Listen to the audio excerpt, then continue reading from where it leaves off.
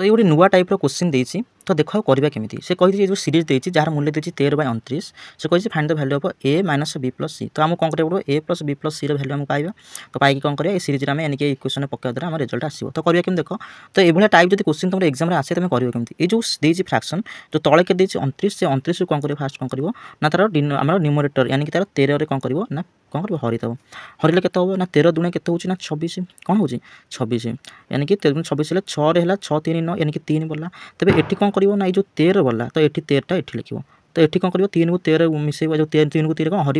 3 चौ 12 3 चौ कौन करदेव ना 12 करदेव ठीक अच्छे तो रिजल्ट के आसला ना 1 आसला से 1 आस 3 कौन कर आसांगे हरिदेव तर 1 3 के ना 3 यानी कि